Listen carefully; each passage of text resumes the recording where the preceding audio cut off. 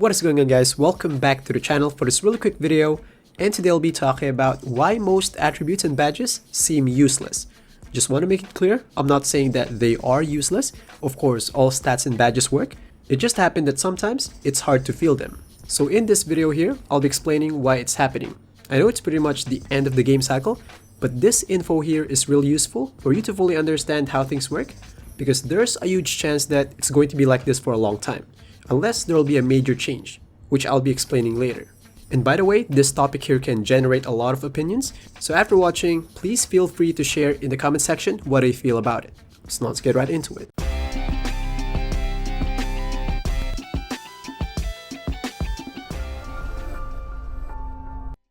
There could be a lot of answers on why stats and badges seem useless, but I think the most accurate way to explain it is there are too many variables that come into play on a specific sequence, especially on shooting. I'll show you these. So for example, you took a jump shot. Here are the variables that will come into play.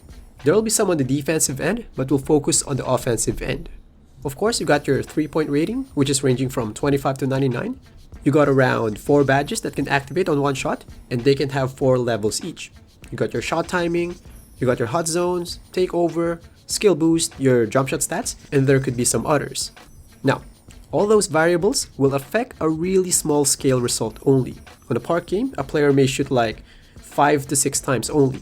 So meaning, we all have these variables or factors just to affect a possibly 7 different types of result only. Could be 0 out of 6, it could be 1 out of 6, 2 out of 6, and so forth. Of course, internally, there's a lot of things that are happening, but as a player, the only thing that we see or feel if something has improved on shooting is the field goal percentage. What I'm trying to say here is that since the game decided to put a lot of variables that can affect one thing, they have no choice but to make each of those boosts really small. If they don't, it's going to break the balance even more. And I might say, Choots, why not just make every upgrades really big to the extent that it's going to be really noticeable when players upgraded something? And this way, everyone will be happy.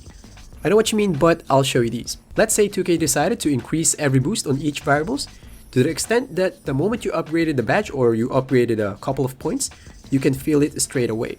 So let's say on the specific setup, you got 65 3-point rating without any shooting badge, no hot zones, no skill boost, no takeover, and a really bad jump shot animation, and you got 0 out of 6 shots. And now you upgraded your 3-point rating from 65 to 68, and since 2K granted everyone's request to make small upgrades to be really noticeable, now they boost everything in a way that can make you hit one more shot with your added +3, so you can feel it.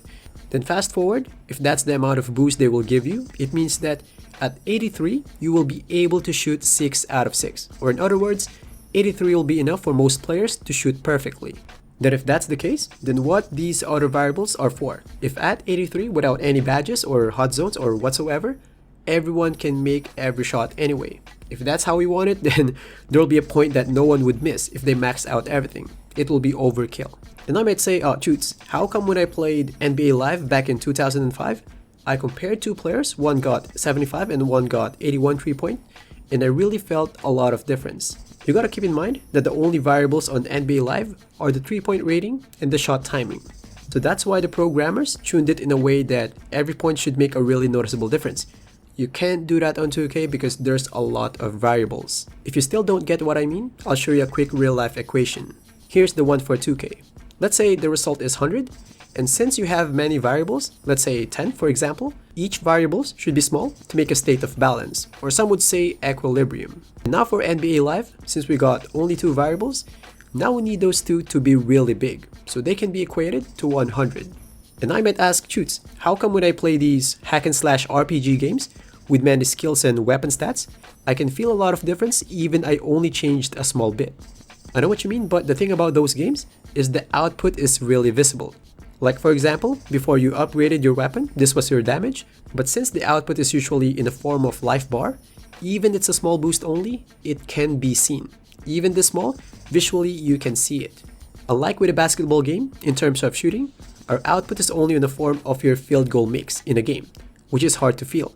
So if we made 3 out of 6 one game, until we make it 4 out of 6, we'll feel that nothing has changed. Now, is there a fix? For me personally, there's no way to change it. It's going to be this way forever unless 2K decided to reduce the variables which I don't think will be a good idea because that means removing badges and some other customizations. I think the only way is for us to understand my point in this video. There's nothing we can do about it. Just trust that the moment you upgraded something, under the hood there's something happening, you just can't feel it. Basically, there are two reasons why it's happening. First one, as a player, the only way for us to track if something has improved is our shooting percentage, which is not much in terms of scale. Second one, since 2K decided to put a lot of variables, they have no choice but to tone each boost down because it'll be an overkill if they don't. So that's all for my take. Again, please leave any feedback. Maybe you have some other solution to this one. Thanks for watching, and I'll see you guys in the next one. Peace.